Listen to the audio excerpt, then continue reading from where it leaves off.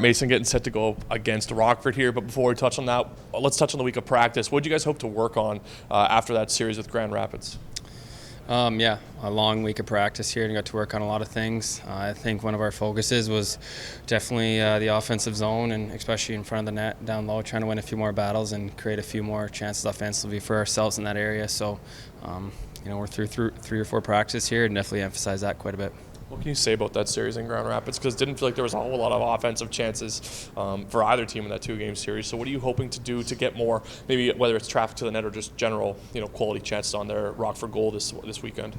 Yeah, I think that was a good learning curve for our group last weekend. Obviously, we were right there in both games. That's kind of how pro hockey is. There's not a whole lot of ice out there and not a whole bunch of room. So for your scoring chances, you really got to win your battles to create those. So this weekend, we'll just try to, stick with that defensive zone we had and try to improve some areas in the offensive zone to get a few more scoring chances. Meanwhile, on the other end of the net, what's the confidence level like in your 2 goaltenders who are, probably one of the youngest, if not the youngest tandem in the league? I mean, what sort of confidence do you have in those 2 guys between the pipes?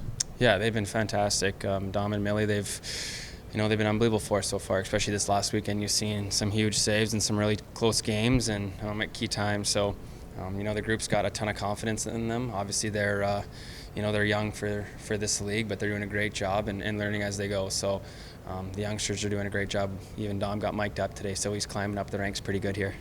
For you yourself, how are you feeling like you're adjusting to the life of living in Manitoba and just sort of getting to learn a different organization? We're obviously a couple months in now, but just where's that comfort level at for yourself now at this point of the year?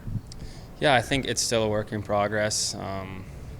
But as on this team as an older guy, it's my job to make sure that, I'm making everybody feel welcome, not only just myself. So it's been really good so far. I'm enjoying, everything that comes with that challenge. I've never been with a different organization in pro, so there's a lot of new things for me here. But it's been a fun challenge, and I feel like, every day, every week, every practice, it gets a little better. So I'm starting to feel pretty comfortable here and enjoying being a Moose. And then getting set to go up against Rockford. It's got to be kind of weird to have a home opener this late in October, but what's the excitement level like for you guys to finally play some games at home ice and just be able to get settled at home a little bit more?